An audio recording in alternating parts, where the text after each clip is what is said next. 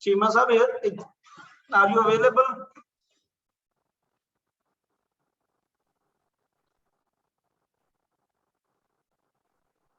Janzib sir? Ji sir, ji यार Mazhar recording तो खत्म कर रहा, सेमिनार स्टार्ट नहीं हुआ, आपने रिकॉर्डिंग स्टार्ट कर दी।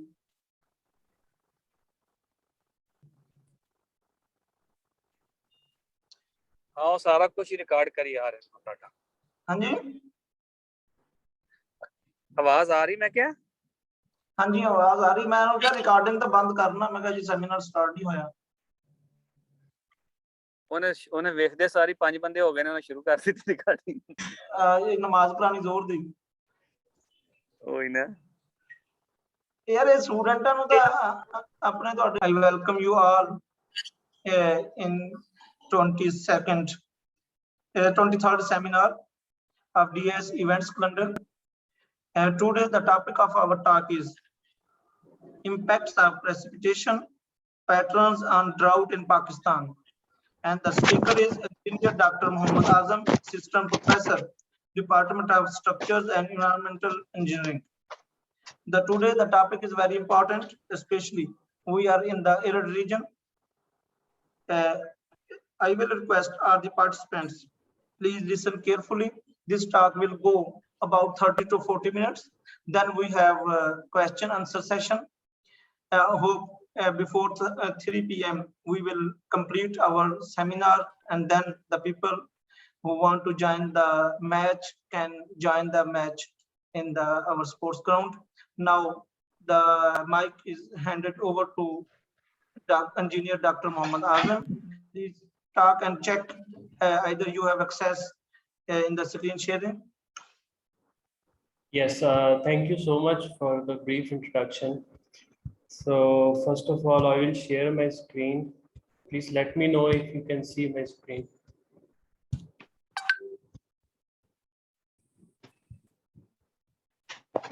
Visible, my screen visible? Yes, it is okay. Please continue. Okay. Okay.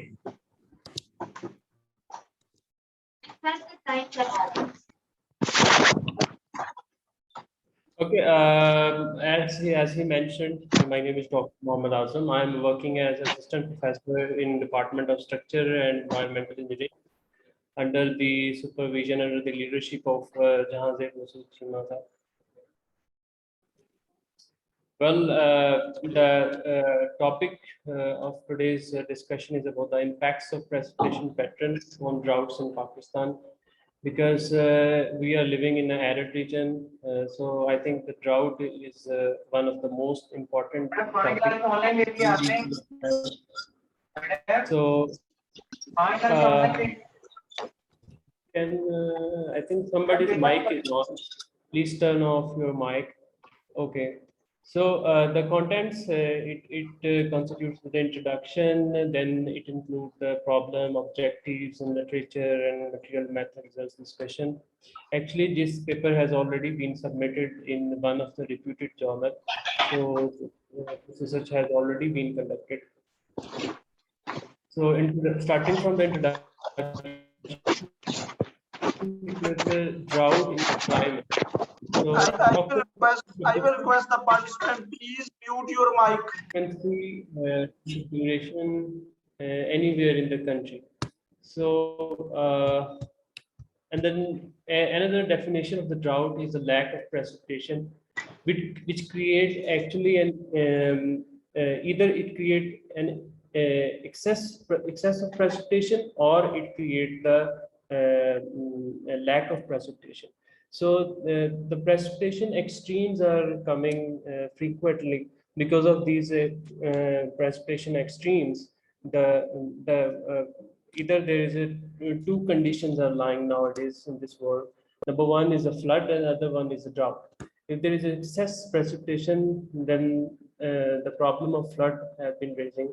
If there is a lack of precipitation, then the problem of drought has been coming into the. So the overall, therefore, the trend analysis is very important. We need to know the trends, how the climate is impacting our precipitation patterns, how the changes have been happening in the precipitation patterns and how these extreme climate conditions have been prevailing. So in order to see this, we have the detailed precipitation analysis in this study. So the precipitation is highly important because the climate variable has a direct impact on the drought patterns. So another way to see the drought is the spatial and temporal behavior of the drought. Why? Because spatial changes is nowadays is more depicted with the climate. So because the climate is changing, so that's why the pattern of the precipitation and the drought is also changing from one place to another place. So overall, if you try to cope with the problem of the spatial and temporal variation of precipitation, you need to have the brief study about the drought patterns. So actually what drought is, the first question is, what is drought? So drought is actually the lack of precipitation for a considerable period of time. So most of the people confuse the drought with the other phenomena such as agriculture drought and hydrological drought. First of all, at the start of this flow chart, you can see there is a natural climate variability. Of course, it's directly linked to the climate change. Then you have the precipitation deficient, like the amount, intensity, and the timing of precipitation is varying from one place to another place. Another thing is a high temperature, high winds. Like if the temperature is high, there is high chances that you are going to get the drought. And then if the winds are relatively higher and the relatively humidity is lower and the greater sunshine hours and less cloud cover, this shows that the meteorological drought is going to hit in this area. So meteorological drought can be defined with these climatic variables, which is known as temperature, wind, low relative humidity, greater sunshine hour, and less cloud cover. And then because of all these factors, you have the increase in evaporation and transpiration as well. So if you have the greater evaporation and transpiration, it means that you are going to have less infiltration,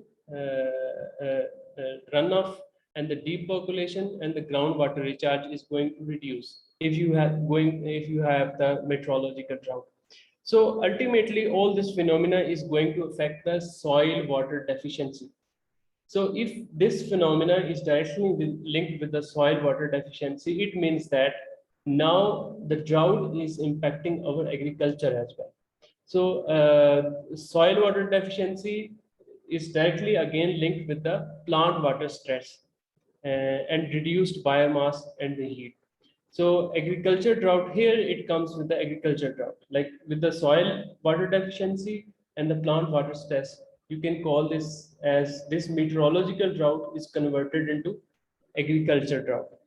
Okay, so in the next phase, you see after the precipitation happens, there is a stream flow.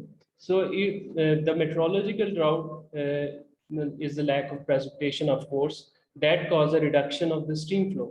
So inflow in the reservoirs also reduced, ponds and in the wildlife habitat also been disturbed because of this meteorological drought. So you can link this directly with the hydrological drought. So overall there, if you try to define the drought, the drought lies in three phases. Number one is a meteorological, number second is agricultural drought, number third is a hydrological drought. So ultimately this hydrological drought has direct impact on the environment, it has direct impact on the social and the economic side as well. So overall, this is a drought definition. With the increase in the time duration, these three phases of the drought has been changing. So here's a brief, what you can say, the literature view, like how the people have been already analyzed, have been used in previous studies, the different drought studies. There are already a variety of drought indices that people have been applying in different research works. So in Pakistan, there are the research papers. There is a research that has already been conducted on the drought, but most of the cases they do not focus on the Dr. Imran wants the slides. Okay, I will share the slides. So most of the cases, the drought has already been studied in many places. However, they could not focus on the trend analysis of the drought. Why? Because most of the trend analysis that has been conducted in the drought is based on the single phenomena that is known as a Mann-Kendall method, which is nowadays is not recommended. Why? Because the time series data in Pakistan is highly correlated. Correlation in the sense that if a particular time series is correlated, it means that you cannot calculate the trend from using the Mann-Kendall. Why? Because Mann-Kendall algorithm does not suits with the autocorrelation phenomena. So it gives you the false results. So this study also deals with the false results of Mann-Kendall method. Moving towards the next slide. This is overall introduction why we are going to start this study. This is because of the global warming, drought frequency have been changing day by day. So we try to capture this drought frequency changes throughout the Pakistan. So overall, if you try to categorize the main objective of this study, it basically addresses the special characteristics of temporal trend of monthly and annual precipitation. Then it also assesses the regional analysis in both special and temporal behavior. Then it also calculates the relative frequency of the drought using SPI. Okay, so first of all, we use interpolation. How we have done this? We use interpolation, which is a very renowned way to interpolate the data. So we try to use a IDW method in order to interpolate it. Then we have the ArcGIS software 10.1, which is used for the interpolation. And then we have developed our own program in R software. We have also wrote one package in our programming. So you can also download this package and you can use it. Well, overall, the study area, if we talk about overall, the area which we are really focused on is a whole Pakistan. Some of the people just said that like, we don't need to address the whole Pakistan. Why don't we study on the Balochistan?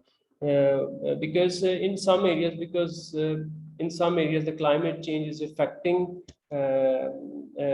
even the northern areas as well. Most of the people think that northern areas have high precipitation patterns as compared to the southern side, but I think northern areas also has a probability to face the droughts. That's why we include the whole Pakistan. So overall, the methodology which we have adopted is that the Mann-Kendall test. We don't recommend this test. Why? Because this does not consider the correlation. That's why we didn't consider this. So we use the modified Mann-Kendall method instead of the Mann-Kendall method. And then for the estimation of slope, for the estimation of the magnitude of the trend, we use a Thiel-Sense estimator. Then, of course, the linear regression, which is very conventional method to identify the patterns in the droughts. And then we also use a principal component analysis. Why we use this? Because we want to regionalize our drought conditions in Pakistan. So that's why we try to apply the principal component analysis as well. So that defines the way that exactly which way the drought is going to lead. So later on, I will explain you how we have applied and what are the results. Then effect of serial correlation on the trend analysis. This is one of the key findings of this study. Why? Because the serial correlation is the one that has not been addressed in the previous studies. So in this study, we are addressing the serial correlation. So basically, we are addressing this using three methods. One is a pre-whitening. We try to remove the serial correlation before starting our analysis. And then in the second phase, we use a trend-free pre-whitening, which is actually the very similar, but it does not use a trend. And then we have the various correction approach, which is based on the variance. So later on, I will explain you like what are the results between all these methods. Then we, of course, we have the SPI, which is very famous, standardized precipitation index. So long story short, these are our results. So special variability of monthly precipitation, we have overall analysis. This is a kind of a preliminary survey which we have done in order to check that which area is likely having more rainfall and which area is likely to have more drought. So overall, the lowest monthly mean precipitation, like less than 10 millimeter, were recorded at Ormara, Panjgor, Rohri, Padin, and this is because of the low altitude. So this is not like every time. This is not the reason of low rainfall. Like altitude is one of the factors that we need to consider. But however, it is not always the case that because of the altitude, you cannot say that the drought can happen at a particular place. But altitude is a factor because if you move towards from Balochistan to the northern areas, there is a high chances of having more rainfall in the northern areas. So you cannot correlate this with the altitude. You can also correlate this with the other heat convection or other meteorological phenomena. So where the temperature is relatively high and the air is relatively dry, especially in the Balochistan areas. So you can also like refer this area because of the high temperature and the dry air. So there is a likely high drought patterns in the Balochistan area. So highest mean monthly precipitation have been recorded in Rawalpindi and surrounding areas of Marika, Kool. So because of high altitude as well as and the coefficient variation also ranges from 0.79 to 3.99%. So this shows that there is a relatively high variation. You can see the red color at the top side, where which shows that the high variation in the northern side of Pakistan. Then we have the special variability of annual precipitation. Here you can see that the annual precipitation is more likely to vary in the northern areas as compared to the southern side of Pakistan. The special patterns of temporal trend in precipitation. Then we try to analyze the special patterns in the precipitation. So before we try to conduct our analysis on the drought, we try to analyze the precipitation patterns first, and then we try to analyze the drought patterns. So this is overall the way how we have done this. Like if the value of Z statistics is less than -1.96, it means that we have the significant decreasing trend. So -1.96 to 0 means that we have the decreasing trend. So if we have the value between 0 to 1.96, it means that our trend is on the increasing side, but not significant increasing. So if the value of Z is greater than 1.96, it means that our trend is increasing significantly. So overall, the confidence interval we considered in this study is 95%. So we have also tested that if the confidence interval increased from 95 to 99 or 98, the value or the significant number of trend analysis have been increased or decreased. There is a direct relationship between the confidence interval and the trend, significant trends. So So here you can see the overall the picture. In January, you can see that there is not a big change, not a significant increasing or decreasing trend. So during the major shift has been happened from the June when the monsoon has been started, June and September. So more than 32% of the stations here you can see, this is a June, more than 32% of the stations showed significant increasing trend. Why? Because in the June, and that's a kind of a pre-monsoon or just the start of the monsoon season. That's why overall the value of the, what you can say, the value of significant increasing trend has been increased. And then from June to September, you see it varies from 32 to 24% of the total stations, which showed the significant increasing trend. So overall, the monsoon is getting bigger and bigger, getting higher and higher.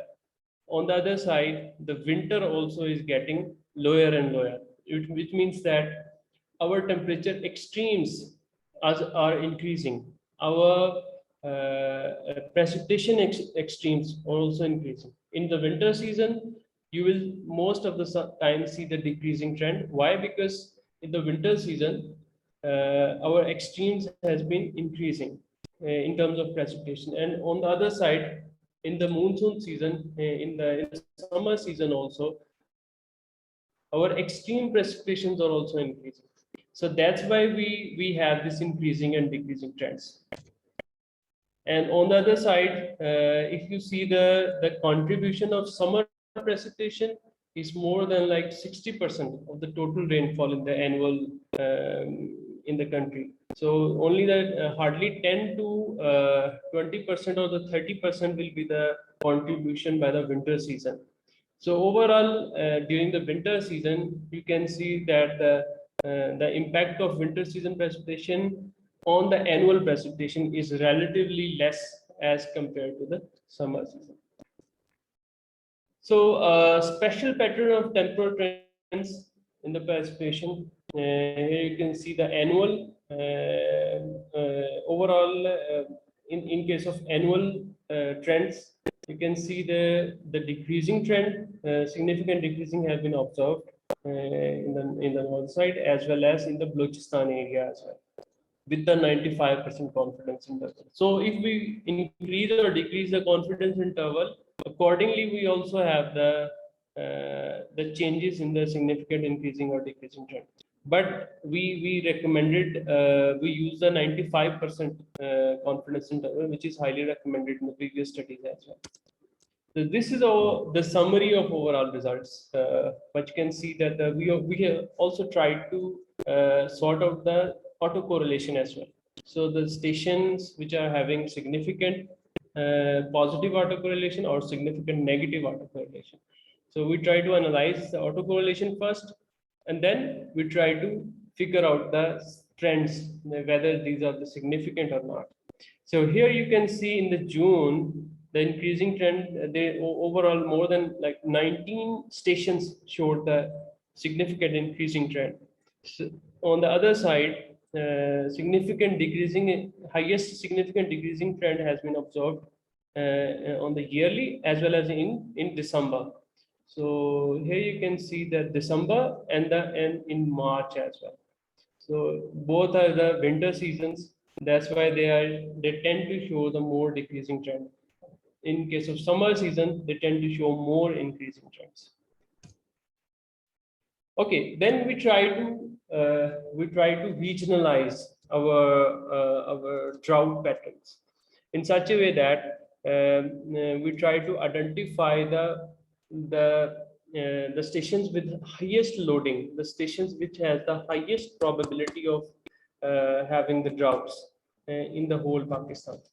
So here we use the SPI 12 time series data, and we apply the principal component analysis on the SPI 12. So the whole Pakistan, we divided the whole Pakistan into 4 sub-regions with a different temporal drought behavior, and the corresponding representative stations were identified for the future drought monitoring. So we try to identify the leading stations which has the highest impact of the drought in that particular region. Then we try to rotate these principal components. Why we try to rotate? Because we want the variance to be distributed equally between all the PCs. That's why we rotate this. So this is a result. So once here is a eigenvalue of unrotated value, and then this is a percentage variance explained unrotated. So here you can see in case of PC1, your percentage variance is 53%. So in case of rotated, our percentage variance explained is 31. So that's why we rotate. We try to divide this variance between the PCs equally. So if there is a you can see the highest, the leading variance that has been captured by the PC1 is 53, and then the second leading variance that has been captured is by the PC2, and the third one is PC3 and PC4. Here you can see the highest variance has been captured in PC1. So what we want is, we want this variance to be distributed equally between all PCs. So that's why we rotate this. Once we rotate, then we come to know that 31, 29, 20, 20. These are almost like very much distributed between the PCs. So PC1, 2, and 3 has almost like captured almost the equal variance between all PCs. So overall, if you see the total, how much they have captured the variance is 100%. This one is also 100%, which is actually a good thing, that our all PCs has captured the whole data from all 58 stations in Pakistan. Okay, so after we have applied all these PCs, then we identified the regions. So this is the region 1, which is a Sindh region that came out with the result of RPC1. So we applied this principal component analysis on the SPI 12. Then we got this area. This is actually the Nawab Shah area. This lies in the Sindh area. So this is the area which have been highly, what you can say, highly vulnerable from the flood. So Nawab Shah is the one that was the leading station that has a higher probability of having drought. And then the second one is a Kakul that has relatively less probability to have the drought. Why? Because it captures the less variance as compared to Nawab Shah. This Kakul comes from the RPC2. Similarly, RPC 3 and 4, they capture relatively less variance. So their results shows that the Astor and the Faisalabad. So all these results are not that capable of expressing as RPC1. Why? Because RPC1 has a higher variance as compared to other RPCs. Then we try to simulate that whether our results have been capturing our data properly or not. So that's how we try to simulate. So here you can see this is the red one and the black one, these two lines.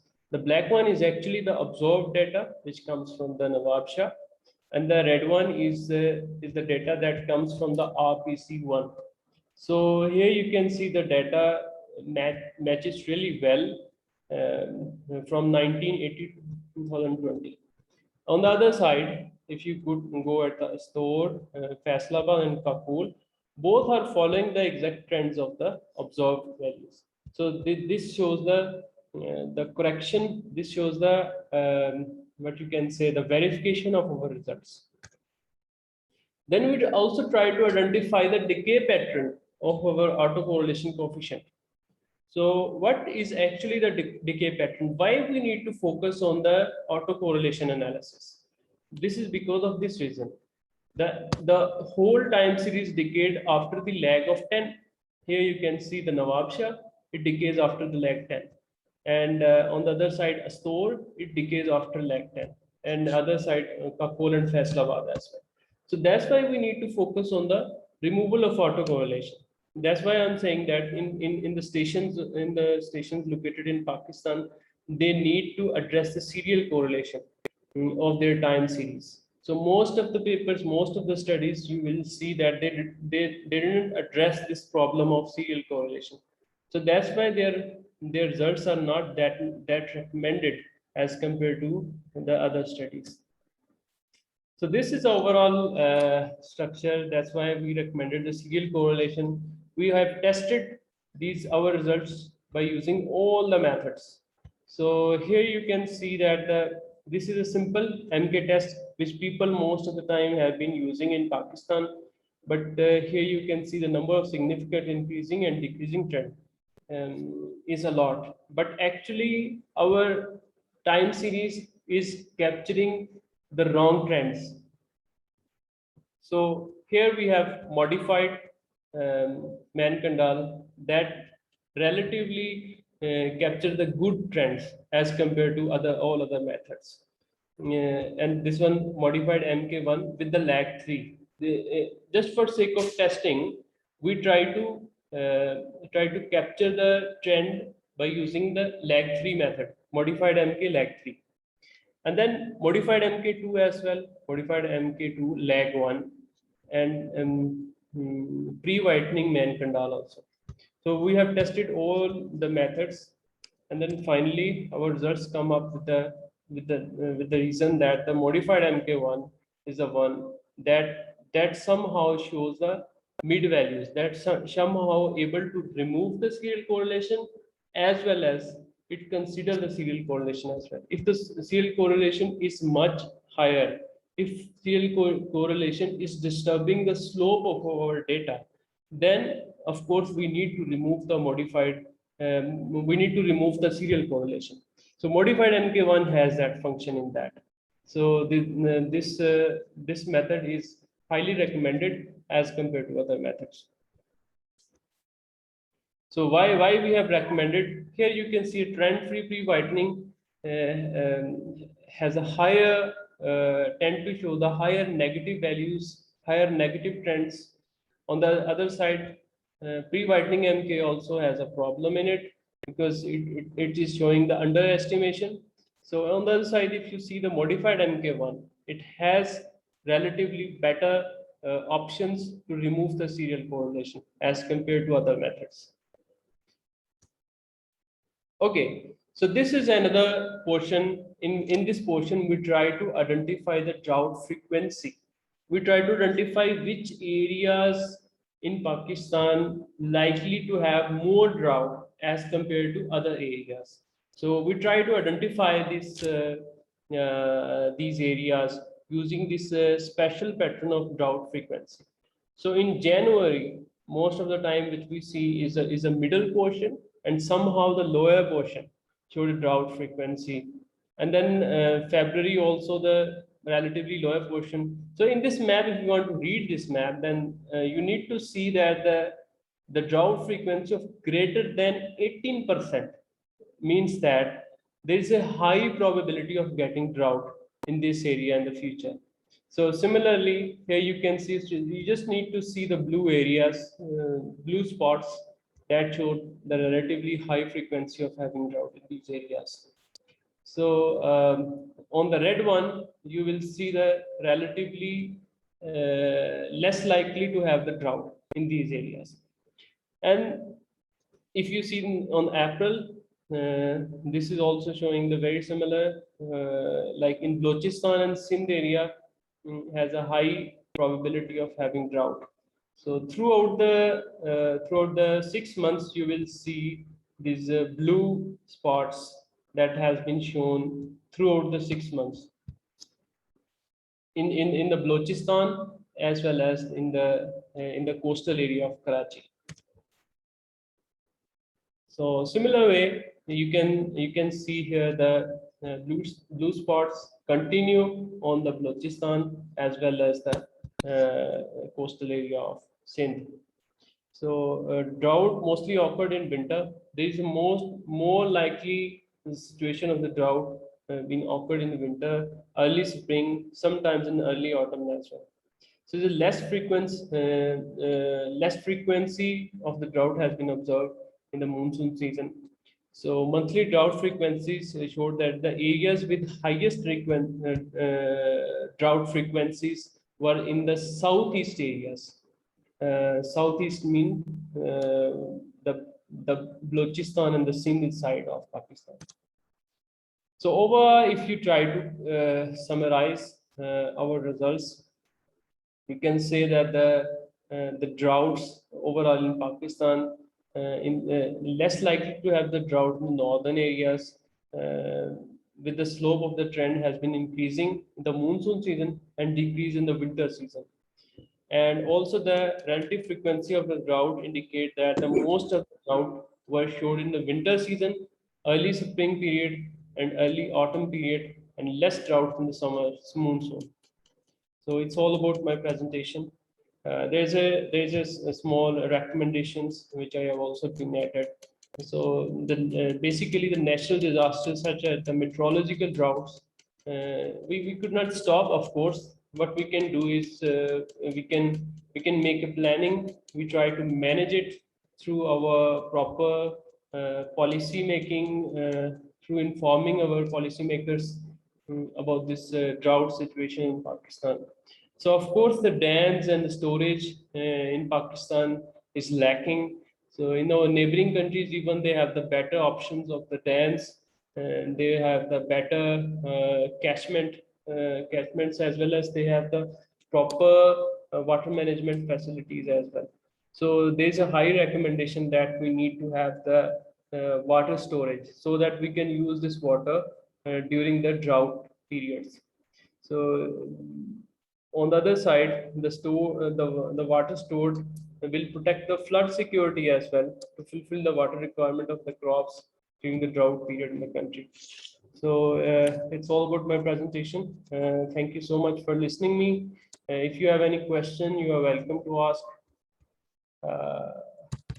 I would like to give this mic to our moderator. Thank you very much, Dr. Azam, Dr. Muhammad Azam, for sparing your time and very nice talk. If any person have a question, please let us know.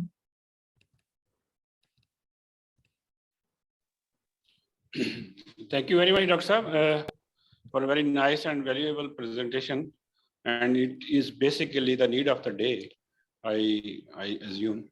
I have rather two suggestions. If you please go to your maps, for instance, the final maps that you generated for that are indicating droughts. Yeah, these one. Yeah, could you please zoom in? So I can see some, as a geostatistical analyst, I can see some islands over there. So I have rather two suggestions. If you could use kriging-based methods instead of IDW, you can just overcome these kind of islands. Yes. And second thing is that if you just make the same legend size for all map, I mean the interval, the same interval. I can see that intervals are a bit different for each map. So you can just pick the maximum value and the minimum value among all these 6 maps, and then you can create the interval, a standard interval for all the maps. This can really help a nice shift of those areas that have been identified as the drought areas, because with respect to the time and with respect to space, those areas are changing, with over the time. So if you can have these two suggestions, these maps can be improved in a good way. So these are my two suggestions, sir. Okay. Dr. Imran, thank you so much for your suggestion. In this study, we try to consider the same interval. Again, I would repeat, interval is the same for throughout the year. it is less than equal to 12, and 13 to 14, and 15 to 16, 17, 18, and greater than 18. So this is a standard interval we have chosen based on the SPI values. So what we consider the drought here in this study is if the value is less than -1. So we consider this as a severe drought. So we use this data, only less than -1 data has been used to draw this diagram. So in order to make sure that we try to, because our purpose of these pictures is to compare the drought situation between the months, the seasonal variation. So that's why we try to consider the same interval. The second thing is your second question was, I think, about the cringing and use of cringing rather than IDW. Yes, the both have their own advantages and disadvantages. Yes, we could have been done this by using the cringing as well as IDW. So it depends on the reviewer. So honestly speaking, we have tried this through the cringing, and I submitted this paper in one of the reputed journal. What they have said is you should try the IDW. Then I again interpolated using the IDW, and then again I submitted it there. So it depends on the choice of the reviewer as well. Although the data that we are going to interpret is the same, so it depends on the choice as well. So anyway, I just note down your suggestions, and thank you for your suggestions.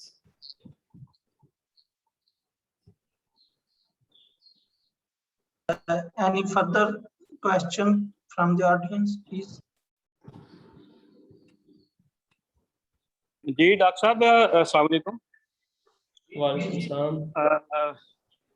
अपना मेरी इसमें suggestion ही है, क्योंकि मैं इसको take up कर रहा हूँ, ये डॉक्टर इमरान साहब ने जो बात की है, तो इसमें IDW की हर बंदे की देखिए जियो स्टैटिस्टिक्स जो है ना, वो किसी सूरत में भी वो 100% नहीं आती को करे तो वो उसमें एरर्स आएंगे, और कोशिश तो ये करते हैं कि उसको एवरेज कर दिया जाए, मगर जब आपके पास 58 स्टेशन हो, स्टेशन थोड़ा का IDW है वो भी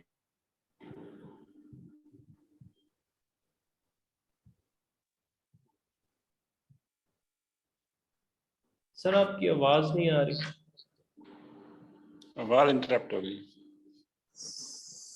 I could not listen you, sir. चल हेलो जी sir,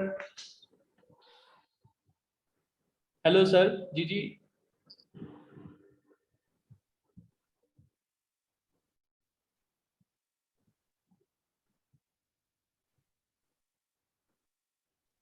I think there is some issue in net connection with the Chima sir.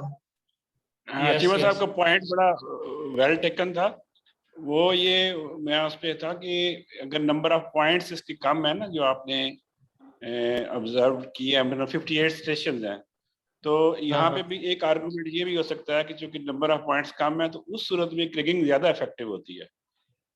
मतलब जब आप IDW है कि आपके पास नंबर, क्योंकि एरिया बहुत बड़ा है ना, पूरे पाकिस्तान का एरिया, और उसमें 58 पॉइंट्स हैं, तो इस वजह से इसके अंदर आइलैंड्स नजर आ रहे हैं ना, ये मतलब ऐसे लगता है जैसे जजीरे बने हुए हैं ना, यानी प्रॉपर शिफ्ट नहीं मिल रहा आपके उसमें ना। एक होता है ना आपका हाईएस्ट टू लोएस्ट एक शिफ्ट आता है, एक वेरिएबिलिटी, स्पेशल वेरिएबिलिटी का शिफ्ट है, तो वो शायद यही वजह है कि एरिया बहुत बड़ा है, नंबर ऑफ पॉइंट्स कम है, तो उसमें अगर आप मैं ये सोच रहा था कि अगर लेट्स क्रिगिंग को ट्राई करके देखें, तो अगर इसके शिफ्ट इंप्रूव होता है तो ये that would be very good. Okay yes, I note down your suggestion.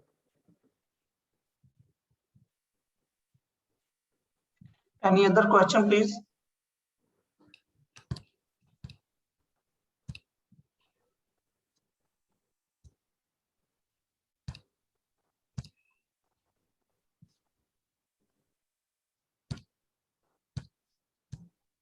I think there is no further question, and this recording will be available on our university website. and also at the DAS YouTube channel. Any student, any research faculty member can take benefit from it. Thank you, Engineer Dr. Muhammad Azam, for sparing your time for this talk. Thank you. And our next talk will be on the 7th October. It will be about the green infrastructure. I will request the research coordinators and the HODs, please share the information with the research students, because the main aim of this seminar is to teach the students, teach the young faculty members to learn about the which work is going on in our university.